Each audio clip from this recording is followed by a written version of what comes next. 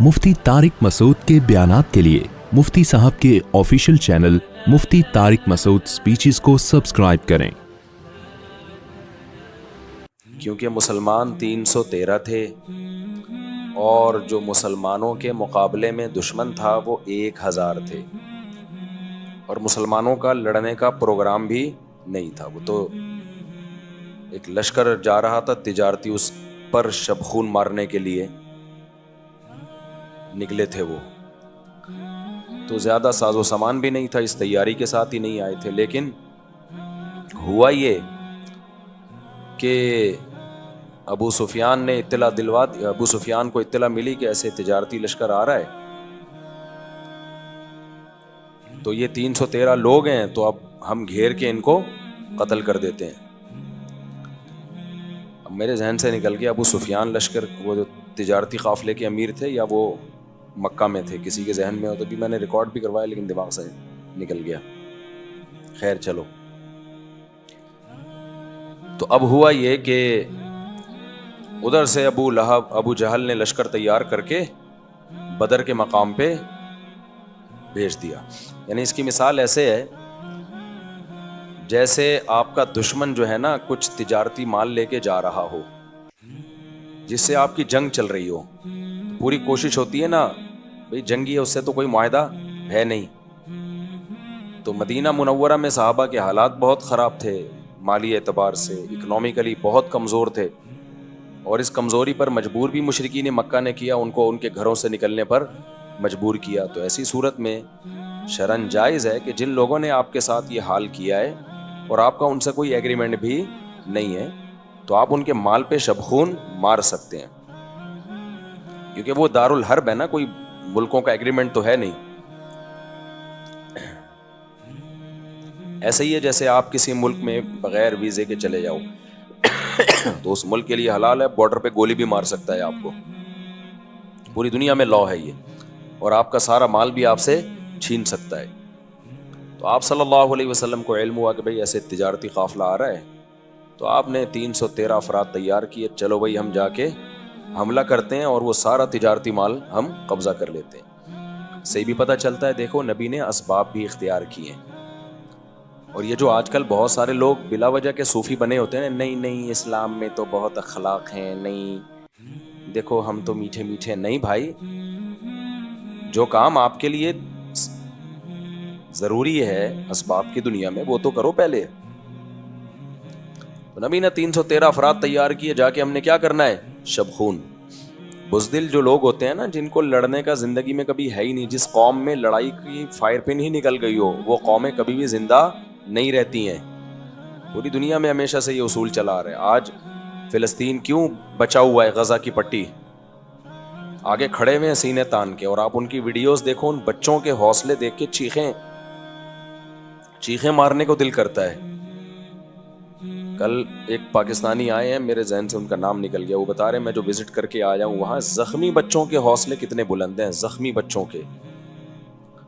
हम लोगों के बच्चे देखो क्या बना दिया है हम लोगों ने, कैसे मम्मी डैडी बन चुके हैं, वहाँ बम बरस रहे हैं, और उन बच्चों के हौसले देखो, जरा भी उनको कोई शर्मिंदगी नहीं है, हौसले हैं उनके हम कि अल्लाह हमें ही फतह देगा।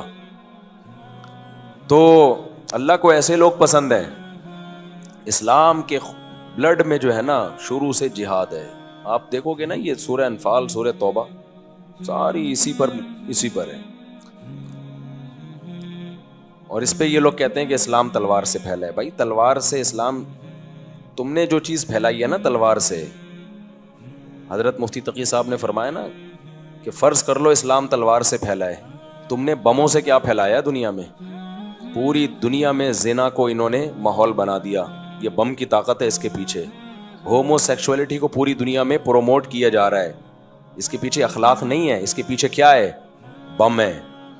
आप दाओ यूरोप में स्कूलों में आपका बच्चा होमोसेक्सुअलिटी पढ़ने पर मजबूर है, माँ बाप शिकायत नहीं लगा सकते कि हमारे बच्चों को क्या गंद सिखा रहे हो, ना पीछे से फोर्स किया जाएगा आपको कि नहीं आपके बच्चे को ये पढ़ना पड़ेगा। वहाँ गर्लफ्रेंड आपका बच्चा बना रहा है, आप सख्ती नहीं कर सकते बच्चे के ऊपर, कानून किसको सपोर्ट करेगा, बच्चे को।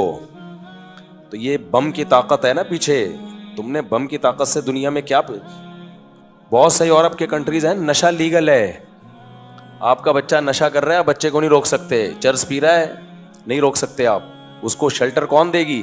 اسٹیٹ شیلٹر دے گی. تو حضرت مفتی تقی صاحب نے بڑی پیاری بات کی کہ اگر تم نے بموں سے یہ گند دنیا میں سود کے نظام میں جکڑ دیا, تو ہم نے اخلاق اگر تلوار سے نماز پھیلا دی, ماں باپ کی اطاعت اور فرما برداری پھیلا دی, اور ہم نے تلوار کی طاقت سے رمضان پھیلا دیا, زکاتوں کا نظام پھیلا دیا, اور پردہ دنیا میں پروموٹ کر دیا, تو اس میں کون سا ایسا شرمندہ ہونے کی بات ہے؟ ٹھیک ہے نا. اسلام کا جہاد کا فلسفہ فساد کے لیے نہیں ہے, دنیا سے فساد کو ختم کرنے کے لیے. تو اللہ تعالیٰ کیا فرماتے ہیں کہ ہاں, تو اب کیا ہوا, نبی صلی اللہ علیہ وسلم نے اسباب کی دنیا میں ارادہ کیا کہ بھئی ہمارے معاشی حالات بہت خراب ہیں, تو ہم کیا کرتے ہیں, شبخون مارتے ہیں. تجارتی قافلہ آ رہا ہے, جا کے اس پہ چڑھائی کرتے ہیں اور ان سے تجارتی مال لے کے آ جاتے ہیں. کوئی معاہدہ, ہاں معاہدہ ہونا ملکوں کے, آج کل آپس میں کیا چل رہے ہیں, معاہدے چل رہے ہیں. ایسا نہ کوئی برطانیہ کا ٹرک یہاں سے گھوم رہا ہو, آپ 313 افراد لے جا کے شبخون مار دیں. وہ تو آپ سے ایگریمنٹ کر کے آیا ہے نا, ایگریمنٹ کر کے آیا ہے.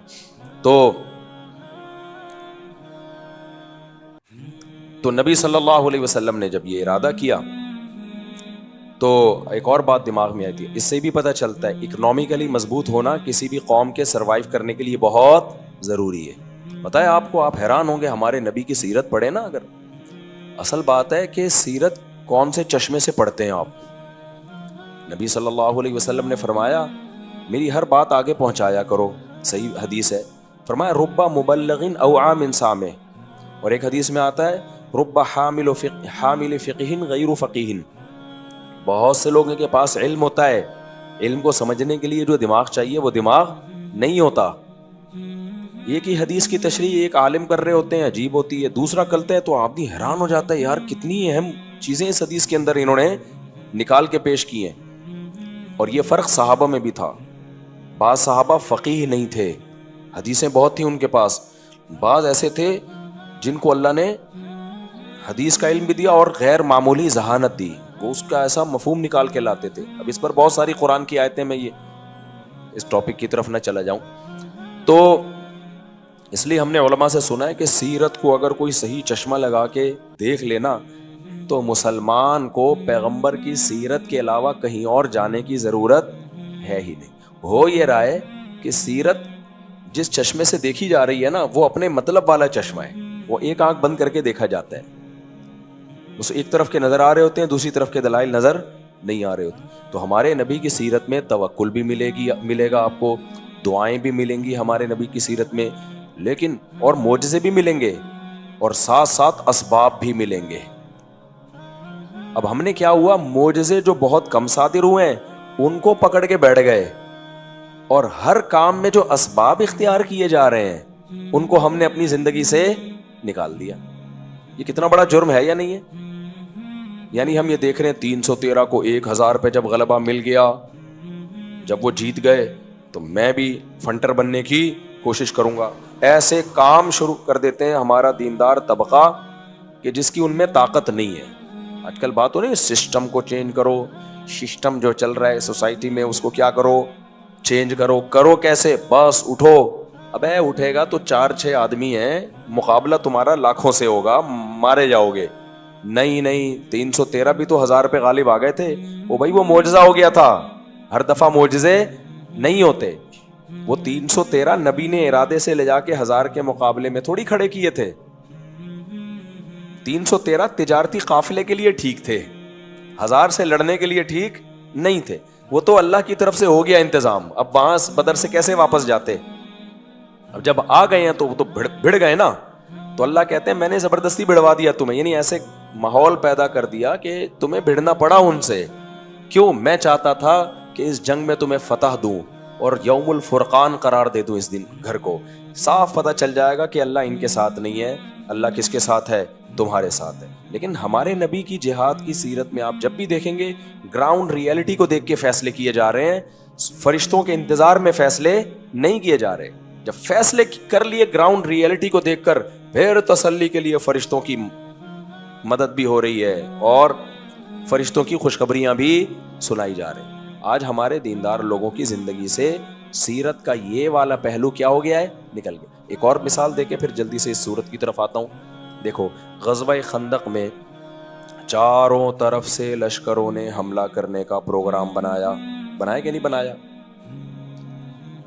ہمارے نبی نے اسباب اختیار کیے۔ آپ نے یہ نہیں فرمایا کوئی بات نہیں، تم دیکھنا کہ میں پانی کے چشمے میں ہاتھ ڈالوں گا، پانی پھوٹ پڑے گا، دودھ کا ایک پیالہ سب کے لیے کیا ہو جائے گا، کافی ہو جائے گا، کوئی مسئلہ نہیں ہے، یہ مدد اللہ کی آئے گی اور سب اسلحہ پہنو اور مقابلے کے لیے کود پڑو۔ جب 313 کو 1000 پہ اللہ غالب کر سکتا ہے، بدر تو پہلے ہوئے نا، احزاب تو بعد میں ہوئی ہے، تو ان لشکروں سے کیا لینا دینا، بس کود پڑو۔ صحیح ہے نا؟ مدد کہاں سے اترے گی؟ بدر میں بھی تو فرشتے اترے تھے، یہاں بھی اتر جائیں گے۔ نہ بھائی، وہ کام فرشتے اتارنا کس کا ہے؟ اللہ کا۔ آپ فرشتوں کی امید پہ نہ بیٹھے رہیں، آپ کا کام ہے کہ چاروں طرف سے لشکر حملہ کر رہا ہے، پہلی کوشش تو کریں کوئی ایسے مذاکرات ہو جائیں کہ یہ حملہ کرے ہی نہیں۔ دشمن جب طاقتور ہو تو اس سے لڑا نہیں جاتا، بہت زیادہ طاقتور ہو تو اس سے لڑا نہیں جاتا، جنگ کو ٹالنے کی کوشش، جیسے صلح حدیبیہ میں کیا آپ نے۔ بھئی 1400 ہیں، یہ کہاں اتنے لوگوں سے، اور موت پہ بیعت تو ہو چکے ہیں، جذبہ بہت اچھا ہے، لیکن اگر یہ سارے ہی شہید ہو گئے تو اتنے مخلص لوگ تو میرے پاس بچیں گے کون پھر؟ تو وہاں آپ نے کیا کیا؟ جنگ کو ٹالا۔ احزاب میں ٹال نہیں سکتے تھے کیونکہ مشرکین بغیر معاہدے کے کود پڑے تھے، سارے عرب قبائل جمع ہوئے، انہوں نے بولا بھائی اب یہ روز روز کی جنگوں سے جو ہے بات بن نہیں رہی ہے، ایک ہی دفعہ میں کیا کرو، جب چاروں طرف سے حملہ ہوگا تو کہاں بچ سکتے ہیں یہ لوگ۔ اب وہاں تو مذاکرات کا کوئی آپشن تھا ہی نہیں، پھر کیا کیا گیا؟ اب اسباب اختیار کیے جا رہے ہیں۔ آپ صلی اللہ علیہ وسلم نے بلایا لوگوں کو، صحابہ کو، بھائی مشورہ دو کیا کرنا ہے، حالانکہ آپ پر وحی نازل ہوتی تھی، آپ کو مشوروں کی کیا ضرورت تھی، لیکن آپ یہ کیوں کر رہے ہیں؟ اس لیے کہ قیامت تک وحی نازل نہیں ہوگی۔ امت جب اس سچویشن میں آئندہ کبھی آئے گی تو اوپر سے جبریل تھوڑی آ کے بتائیں گے کیا کرنا ہے، تو میں ایسا پیکج امت کو دیکھ کے جاؤں جو قیامت تک بولو چلے، ایسا پیکج دے کے جاؤں نا۔ اور وہ پیکج کیا ہے؟ مشورہ، جلد بازی نہ کرو، اپنی رائے پر امیر اعتماد نہ کرے۔ ہمارے نبی سے زیادہ ذہین کوئی ہو سکتا تھا، لیکن آپ نے اپنی رائے پہ اعتماد نہیں کیا کہ بس جو میری سمجھ میں آ رہا ہے میں وہ کروں گا، تم سب چپ بیٹھے رہو۔ آج کل کیا ہوتا ہے، جو میں کہہ رہا ہوں نا چپ، یہ سٹائل چل رہا ہوتا ہے آج کل۔ امیر جو ہے نا، کوئی بھی سیاسی جماعت کا لیڈر ہو یا فوجی لیڈر ہو، جب تک اس میں فلیکسیبلٹی نہیں ہوگی، لچک نہیں ہوگی، وہ کامیاب لیڈر کبھی بھی نہیں بن سکتا۔ جو ون مین شو ہوتا ہے نا، میں وہ کبھی بھی کامیاب نہیں ہو سکتا۔ وہ اپنے آپ کو اور اپنی قوم کو مروائے گا، جیسے کہ فرعون نے مروایا تھا۔ فرعون نے جب درباریوں سے مشورہ کیا نا کہ یہ موسیٰ کی تحریک بہت چل رہی ہے، موسیٰ علیہ السلام، تو درباری نے کہا کہ بھائی سن تو لو، شاید صحیح کہہ رہے ہوں، ٹھیک ہے نا، اور پچھلی امتوں کا تو حشر تم نے دیکھ لیا ہے۔ اتنی زبردست اس نے پوری تقریر کی تھی، تو فرعون نے کہا میں وہی کہوں گا جو میری کھوپڑی میں آ رہا ہے، بس۔ خود بھی مرا اور پبلک کو بھی مروا دیا۔ کرنا تو وہی ہے جو آپ کی کھوپڑی میں آ رہا ہے، لیکن کھوپڑی میں آنے سے پہلے جو دوسروں کی کھوپڑیوں میں آ رہا ہے اس کو بھی مارکیٹ میں لاؤ، اینالائز کرو، تجزیہ کرو، اس کے بعد فیصلہ کرو کہ صحیح کیا ہے، غلط کیا ہے۔ مانا امیر ہی کی بات جائے گی، خوب سمجھ لو، اور امیر کے لیے جائز نہیں ہے کہ اس کی کھوپڑی میں آ کچھ اور رہا ہے اور فیصلہ آپ کی کھوپڑی کے مطابق کر دے۔ وہ کل بیان میں کمنٹس کی وجہ کھوپڑی کا لفظ استعمال نہ کیا کریں۔ تو امیر فیصلہ اپنی ہی کھوپڑی کے مطابق کرے گا، لیکن وہ تھوڑی دیر کے لیے یہ فیصلہ کرے گا کہ بھائی مجھے کچھ بھی نہیں پتا، نیوٹرل ہو جائے وہ، پھر وہ لوگوں سے مشورے لے، اس کے بعد دیکھے کہ کس کے مشورے میں جان ہے، کس کے مشورے میں جان نہیں ہے، اس کے بعد جا کے رائے قائم کرے اور پھر اس پہ ڈٹ جائے۔ رائے اس کی اپنی ہی ہوگی، اور عین ممکن ہے جتنی رائے سب کی اس کے سامنے آئے، امیر کی رائے سب کے اگینسٹ ہو، یہ بھی جائز ہے، کوئی بات نہیں، اب کسی کی رائے پر عمل نہ کریں، لیکن رائے لیں ضرور۔ اس سے کم از کم یہ پتہ چل جائے گا آپ کو کہ جو کام آپ کرنے جا رہے ہیں اس کے مثبت اور منفی، پازیٹیو اور نیگیٹو تمام پہلو آپ کے سامنے آ جائیں گے، تو آپ کے لیے فیصلہ کرنے میں آسانی ہوگی. سمجھتے ہو کہ نہیں سمجھتے؟ اور اگر فیصلہ ایسا ہو، ایک بڑی دلچسپ بات اور بھی ہے اس میں، ایسا فیصلہ ہو نا جس میں آپ کو پتا ہے کہ میں صحیح ہوں، لیکن میں یہ صحیح فیصلہ اگر سب پہ تھوپوں گا نا تو مانیں گے نہیں لوگ، تو پھر لوگوں کی رعایت بھی کر لینی چاہیے امیر کو. آپ حیران ہو گئے، پتا ہے اللہ میاں جو ہے نا، اللہ میاں وہ بھی تھوڑا سا پبلک کی ڈیمانڈ کا خیال کرتے ہیں. بڑی زبردست بات ہے یہ، اس کو سمجھیں. یعنی بعض لوگ جو بالکل ہی لچک نہیں رکھتے نا، یہ پبلک کیا کہہ رہی ہے، نمازی کیا کہہ رہے ہیں، کمیٹی کیا کہہ رہی ہے، نہ بس جو میری کھوپڑی میں نہ. اللہ میاں دیکھو، یہ جو تراویح کے بارے میں حدیث میں آتا ہے، نبی صلی اللہ علیہ وسلم نے چند دن پڑھائی اور فرمایا کہ مجھے ڈر ہے تم پہ فرض نہ ہو جائے. بہت سے لوگ اس حدیث کی تشریح میں بڑے پریشان ہوتے ہیں. یار فرض تو جب تک اللہ کرے گا نہیں ہوگی نا. آپ کے مسلسل پڑھانے سے فرض تھوڑی ہو جائے گی. جب تک اللہ کی طرف سے وہی نہیں آئے گی کہ فرض ہے تو فرض ہوگی.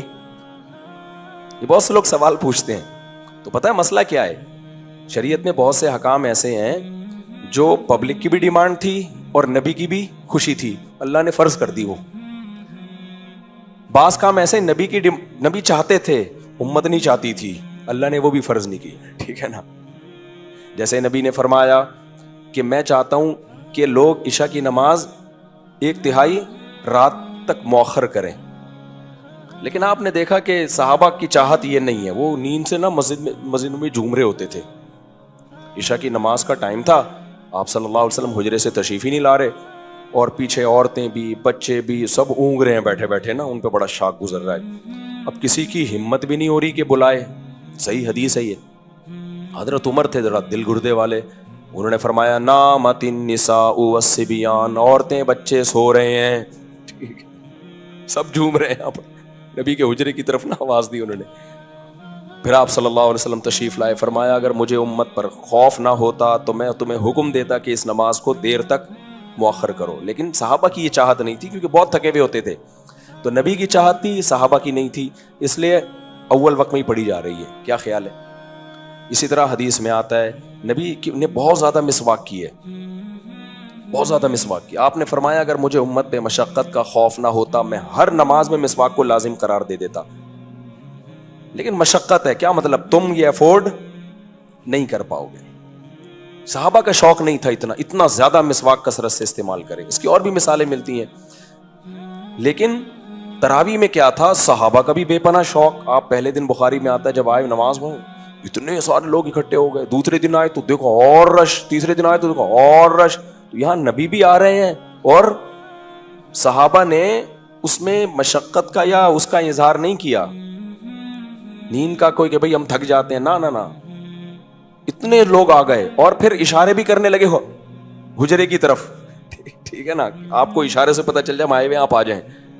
پھر آپ کو لگا میرا تو شوق ہے اور امت کا بھی شوق ہے، تو اپنا شوق ختم کرو تاکہ یہ نماز واجب نہ ہو جائے. کیونکہ یہاں امت کا شوق بہت زیادہ تھا. تو اس سے پتہ چلتا ہے دیکھو نبی کا بھی شوق، اللہ پبلک کا بھی شوق. تو اللہ میاں دونوں کے شوق کی ڈیمانڈ دیکھ کے کیا کر دیتے ہیں؟ چلو اس کو لازم کر دو. تو اللہ تو بادشاہ ہے، جب وہ بھی آپ کی اور ہماری ڈیمانڈ کا خیال کرتا ہے. اور بھی قرآن میں کچھ احکام ایسے ہیں جس سے پتہ چلتا ہے اللہ ہماری ڈیمانڈ کا خیال کرتا ہے. جیسے میں بار بار ایک آیت پیش کرتا ہوں نا، قرآن کہتا ہے بیوہ عورت کو عدت میں پیغام مت بھیجو، لیکن پھر اللہ نے فرمایا علم اللہ انکم ستذکرونہن، اللہ کو پتہ ہے تم باز نہیں آؤ گے، تمہارے دل میں خیالات پیدا ہوں گے، چلو گول مول طریقے سے پیغام بھیج سکتے ہو. یہ میں ان لوگوں کو بتا رہا ہوں جو لیڈر بنتے ہیں یا گھر کے سربراہ بنتے ہیں اور چنگیز خان بن کے گھر پہ حکومت کرتے ہیں. دیکھتے ہی نہیں کہ ماتحتوں کی ڈیمانڈ کیا ہے، وہ کس چیز سے خوش ہو رہے ہیں. چلو بچہ روزانہ پابندی سے اسکول جاتا ہے، آج اس کا دل چاہ رہا ہے ٹلہ مارنے کا، تو نے کیا اس کو آئنسٹائن بنانا ہے؟ تو چھوڑ دے، ایک دن ٹلہ مارنے دے اس کو. کیا خیال ہے بھائی؟ ایسے بچوں کو کھینچ کے رکھا ہوا ہے کہ بس سارے یہی اسی گھر سے جو ہے نا ساری سائنسدان پیدا ہوں گے، سارے چارٹرڈ اکاؤنٹنٹ یہیں سے پیدا ہوں گے. تو بیلنس لے کے چلنا چاہیے اس میں. آپ مسجد کے صدر ہو، تھوڑا سا سب کے جذبات کا خیال کرو. آپ امام ہو تو آپ کو مقتدیوں کا بھی تھوڑی سی رعایت کرنی چاہیے. بعض امام کیا کر رہے ہوتے ہیں؟ نمازوں میں لیٹ آ رہے ہوتے ہیں. جب ان کو بولا یار ایک دن ہوتا ہے 2 دن ہوتا ہے، کیا ہوا تم شادیوں میں آدھے آدھے گھنٹے انتظار نہیں کرتے کیا بارات میں؟ ابے بھائی وہ کھانا ہے یار, اس میں تو 6 مہینے بھی انتظار کر لیں گے جا کے. آپ اس کو نماز پر قیاس کر رہے ہو جو 5 ٹائم پر, چلو کبھی ہو جاتا ہے, کبھی عوام کو چاہیے امام کا خیال کر لے یار آج اتفاق سے کیا ہو گئے, لیٹ ہو گئے. لیکن ہر وقت ایک صاحب نے مجھے کہا کہ ہماری مسجد کے امام ہر نماز میں لیٹ ہیں, 2-3 منٹ لازمی لیٹ ہیں. یہ غلط ہے بھائی, تو پبلک کا خیال کر لو تھوڑا سا یار. بعض چیزیں صحیح جو ہے نا, بعض چیزیں تو ہوتی ہی غلط ہیں اور بعض صحیح ہوتی ہیں, لیکن ماتحتوں کا تھوڑا سا خیال رکھنا پڑتا ہے. تو اب اللہ سے بڑا کون ہوگا؟ اللہ میاں بھی پبلک کی ڈیمانڈ کا کیا کرتے ہیں, تھوڑا خیال کر رہے ہوتے ہیں کہ چل بھائی جانے دے. ٹھیک ہے, اور بھی مثالیں اس کی. خیر, تو اب کیا ہوا کہ بھائی غزوہ بدر میں تو نبی صلی اللہ علیہ وسلم نے اکنامکلی بھی, میں بتا رہا تھا سیرت کے بہت سے پہلو ہمیں بڑے شاندار ملتے ہیں, سارے پہلو شاندار ہیں. تو اس میں ہمارے نبی نے غزوہ خندق میں مشورہ لیا کہ یار پہلے ہم مشورہ تو کریں, یہ والی جنگ تو ہم نے کبھی دنیا میں دیکھی نہیں ہے کہ ساری طرف سے ہی مل کے حملہ کر لیں, تو کیا کریں, سب سے کون لڑے گا بیٹھ کے. ہم ہوتے وہاں پہ, ہم کہتے ہیں کوئی بات نہیں, جب بدر میں فرشتے آ سکتے ہیں تو اب کیوں نہیں آ سکتے, نا. اچھا وہاں میں نے بتایا جنگ ٹالنے کا آپشن بھی نہیں تھا, تو مشورہ کیا گیا. پھر بھائی کن ملکوں میں ایسی جنگ ہوتی ہے, پہلے تو وہ ایسا بندہ پکڑ کے لاؤ, ہم نے تو کبھی ایسی جنگ دیکھی نہیں. سلمان فارسی آئے, فارس کے, ایران کے, انہوں نے کہا ہمارے ہاں ایسی جنگیں, کیونکہ ایران ایک سپر پاور تھی اس وقت.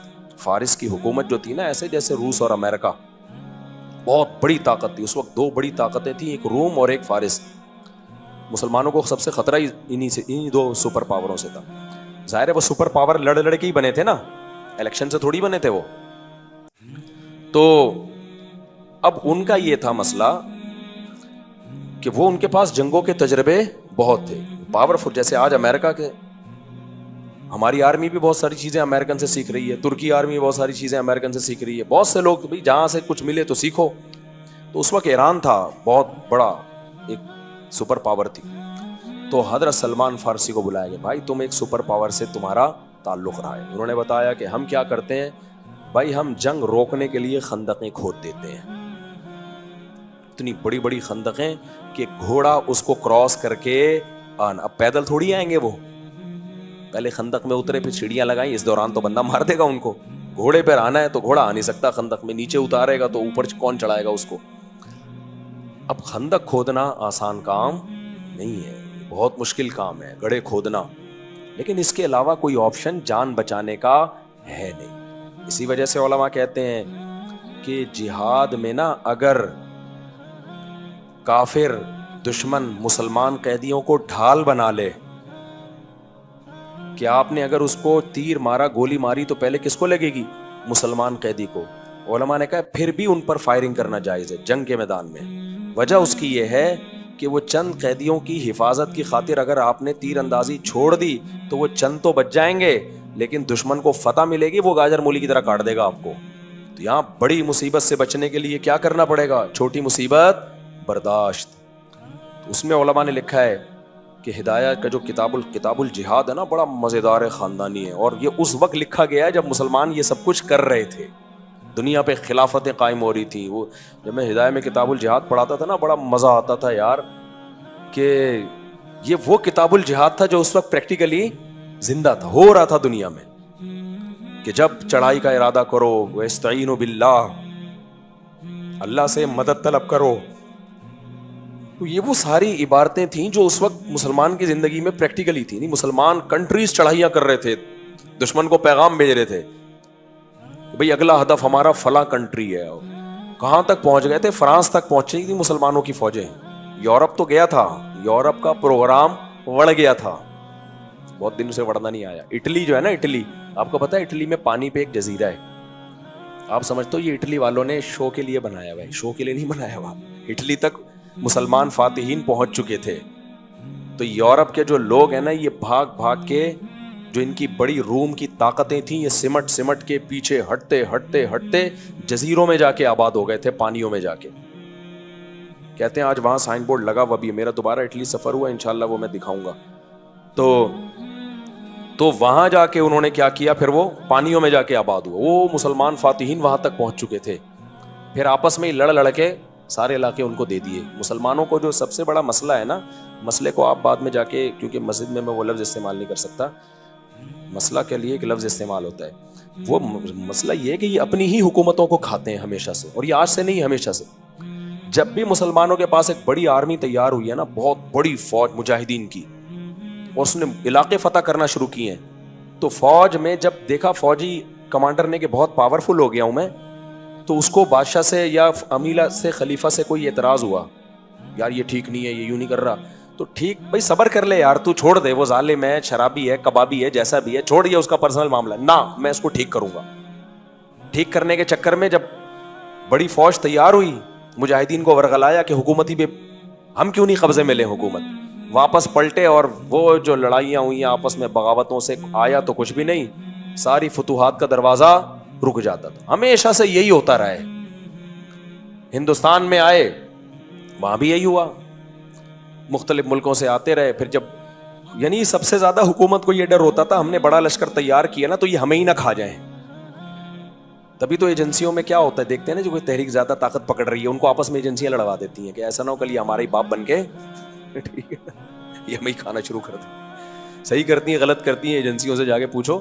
لیکن مسئلہ یہی ہے, سب سے پہلے ہمیں اسٹیٹ کو بچانا ہے. سمجھ رہے ہو, کسی بھی نام سے کوئی اسٹیٹ کو توڑنے کے چکر میں ہے نا, چاہے کوئی بھی لیبل ہو, سمجھ لو یہ ملک کا کبھی بھی خیر خواہ نہیں ہو سکتا. تو ٹوٹی ہیں خلافتیں بھی, اور کیا بیڑا غرق ہوا ہے فتوحات کا. ہمیشہ کبھی غیر مسلموں نے ہمیں نہیں نقصان پہنچایا, ہم ہی جا کے بڑھتے بڑھتے نا, جب کھوپڑی گھومنی شروع ہوتی تھی, خود اپنے ہی حکمرانوں کے خلاف کھڑے ہو جاتے تھے.